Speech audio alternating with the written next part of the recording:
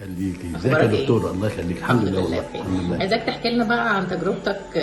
احنا عملنا شغل كتير كده، فاحكي لي التجربه كلها كانت عامله ازاي وعملنا ايه وكده عشان غيرك يستفيد. يعني احنا طبعا اتعرفت على العياده عن طريق الفيس صراحه، وسمعت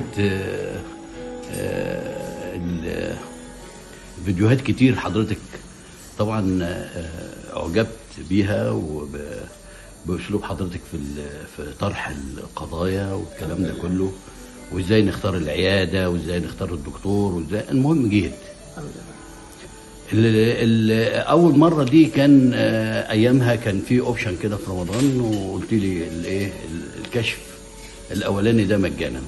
جيت طبعا عشان مجانا طبعا. كل الناس بتيجي لما بيبقى الكشف مجانا. ايوه. المهم ايه، قعدت على الكرسي، قلت لي انت محتاج كذا وكذا وكذا وكذا، ومبدئيا هتعوز 3 زراعات. ها نبدا. طبعا انا بدون تردد، طبعا منظر العياده، منظر الدكتوره، منظر كل حاجه هايله صراحه يعني. وخدت فكره جميله جدا غير الفكره اللي انا كنت واخدها زمان. انا راجل معقد من موضوع الاسنان. الدكاتره هم اللي بيبوظوا اسناني، والمستشفيات هي اللي بهدلتني. الحمد لله. فالمهم يلا نبدا. فوجئت بقى، انا بقى فاكر ان انا مثلا هقعد ساعه مثلا عشان ازرع، لقيتها 10 دقايق 3 زراعات. ديب ديب ديب ديب ديب ديب. ايه ده؟ جزاره. ايه ده؟ تمكن ما شاء الله. علم. الحمد لله. خفه في الشغل، فهمانه بحيث انك انت ما حتى ايه عارفه زي ما اكون شغاله اوتوماتيك مثلا. الحمد لله. بس خلصت ال3 زراعات، يلا قوم. رحت قايم وايه، طبعا روحت. ده كان بالنسبه للفك السفلي لتحت. اللي تحت.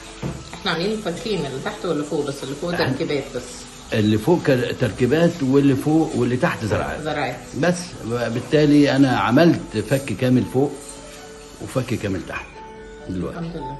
المهم نفسيا مرتاح يعني. انا دايما ببقى حابه ان الحد اللي يجي زياره للعياده حتى لو مش هيعمل حاجه يبقى خرج مرتاح نفسيا. هو ده اللي انا بيهمني او بشتغل عليه في الفتره دي.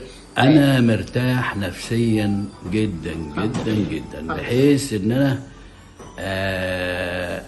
مش انا طبعا زمان كنت اخاف من عياده الاسنان، دلوقتي انا عايز اجيها. طيب عايز كل شويه اجي. الحمد لله. والله.